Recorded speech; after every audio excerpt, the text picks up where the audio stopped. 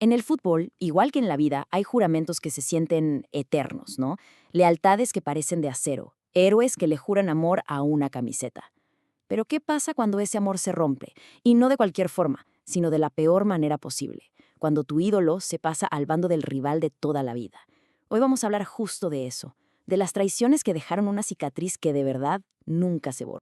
Y al final todo se reduce a una sola pregunta. Una pregunta bien simple. ¿Cuánto cuesta una traición? Piénsenlo. ¿Cuánto dinero necesitaría alguien para traicionar a un amigo o a su propia familia?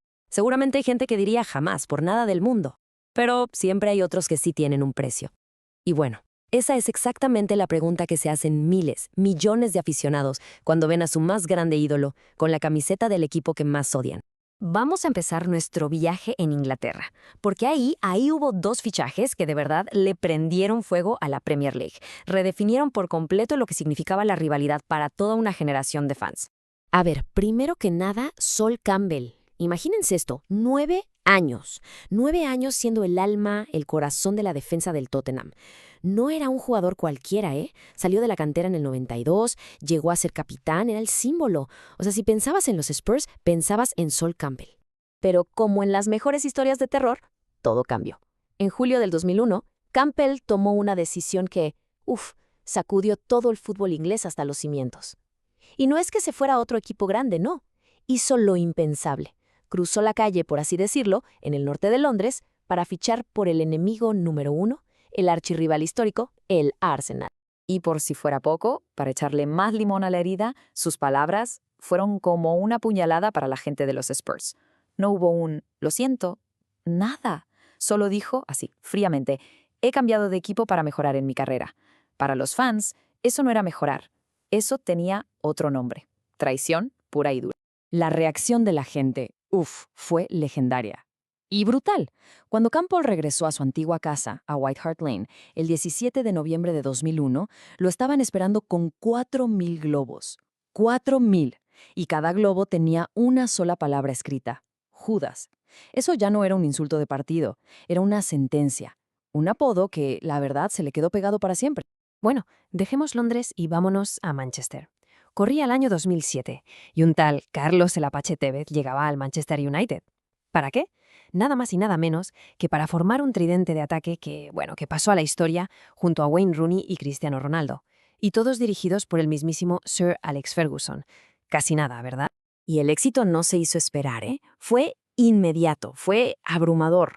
En solo 2 años con los Diablos Rojos, Tevez lo ganó prácticamente todo. 2 Premier Leagues, la Champions, el Mundial de Clubes, se volvió una pieza fundamental del equipo y, claro, un consentido de la afición. Pero, siempre hay un pero. Tevez empezó a sentir que Ferguson no lo valoraba lo suficiente. La relación se tensó, se rompió, y entonces, el 14 de julio de 2009, se dio el anuncio, lo que nadie creía posible. Tevez no solo se iba del United, se iba con los vecinos ruidosos, con el Manchester City, el rival odiado de la ciudad. Fue un golpe bajísimo, uno del que la gente del United se acuerda hasta el día de hoy. Pero bueno, este sentimiento no es exclusivo de Inglaterra, ¿eh? Vamos a cruzar fronteras porque el odio que genera una traición en el fútbol, ese es un lenguaje que se entiende en todo el mundo. Y en lugares como Argentina o Alemania, las consecuencias, pueden llegar a ser realmente extremas. Hablemos, por ejemplo, de Oscar Ruggeri, un ídolo total en Boca Juniors, campeón al lado de Maradona, nada menos. Pero en 1984 hubo una huelga de jugadores que partió al equipo. Ruggeri sintió que el club le dio la espalda, se sintió traicionado. Y según él mismo dijo, quería venganza. ¿Y cuál es la mejor venganza en el fútbol? Pues claro, irte con el rival de toda la vida, River Plate. Aquí es donde la cosa se pone seria. La reacción de la hinchada de Boca fue aterradora. El odio ya no se quedó en la cancha, trascendió todo. Llegaron al extremo de quemarle la casa y el coche. Un incidente terrible en el que su esposa casi muere. Una prueba escalofriante de hasta dónde puede llegar la pasión, o más bien la locura, en el fútbol argentino. Ahora, un salto a Alemania. Allá tienen el famoso Der Klassiker, la rivalidad a muerte entre el Borussia Dortmund y el Bayern Múnich. Y justo en medio de una de las polémicas más grandes entre estos dos, hay un nombre clave: Robert Lewandowski. Y aquí el dolor fue doble, ¿saben? No fue solo perder a su goleador estrella. Es que en 2014 Lewandowski se va al Bayern y ¡pum!, gana justo lo que con el Dortmund nunca pudo: la gloria internacional.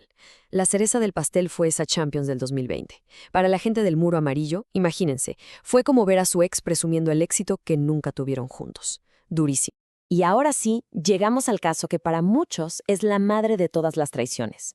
El santo grial de los fichajes polémicos. Una transferencia que no solo cambió la historia de dos clubes gigantes, sino que de verdad marcó el inicio de una era completamente nueva en el fútbol mundial. Pensemos en esto. Desde 1995, Luis Figo no era un simple jugador del Barça. No.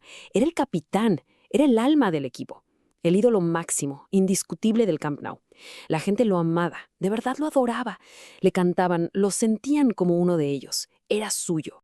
Pero entonces apareció en escena Florentino Pérez, que en ese momento era candidato a la presidencia del Real Madrid. Y se sacó de la manga un plan maestro casi diabólico. Hizo una promesa, una apuesta electoral.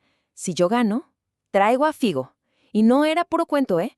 Amarró al jugador y a su agente con un pacto secreto, con una cláusula de penalización millonaria. Fue el primer y más audaz ladrillo en la construcción de los famosos galácticos. ¿Y qué pasó? Pues que Florentino ganó. Y el 25 de julio del año 2000, el mundo del fútbol literalmente se detuvo. Todos contuvimos la respiración al ver la imagen. Luis Figo, el capitán del Barcelona, posando con la camiseta blanca del Real Madrid. El shock fue total. La traición en ese momento se había completado. Solo 3 meses después le tocó volver al Camp Nou. Y lo que vivió ahí no se le puede llamar de otra forma. Fue un infierno.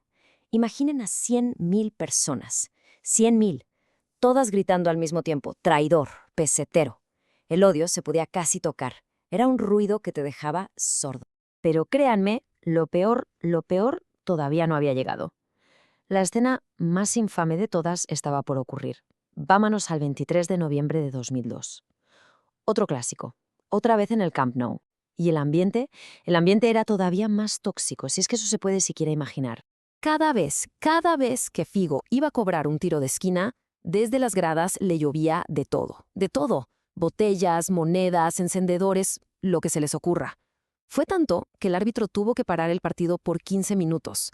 Y ahí, entre todo el cochinero que había en el campo, apareció la imagen que se volvería icónica. Una cabeza de cerdo. Sí, una cabeza de cochinete, tirada a unos metros de él. Por eso se le conoce como el clásico de la vergüenza. Lo increíble es la reacción de Figo. Años después, cuando le preguntaron por ese momento, por la cabeza de cerdo, respondió con un humor súper negro, súper desafiante. Dijo, yo no lo había visto. Si no, habría comido un poco, un aperitivo. ¿Qué tal? Una frase que te dice todo sobre cómo enfrentó uno de los momentos de odio más brutales que se han visto en una cancha de fútbol. Así que, al final, todas estas historias, ¿no? La de Campbell, la de Tevez, la de Figo, todas nos regresan a la misma pregunta del principio. Nos enseñan que hay una línea súper delgada entre el amor incondicional de un fan y el odio más profundo que puede existir. Y bueno, con esto vamos cerrando. Campbell, Tevez, Ruggeri, Lewandowski, Figo, todos ellos al final tomaron una decisión. Eligieron la ambición profesional. Y para ellos, ¿qué significó? Títulos, gloria, dinero, éxito. Pero para los miles de aficionados que dejaron atrás, significó una herida abierta. Una herida que para muchísimos simplemente nunca va a cerrar. Así que la pregunta final queda ahí, flotando en el aire, para que cada quien saque sus propias conclusiones.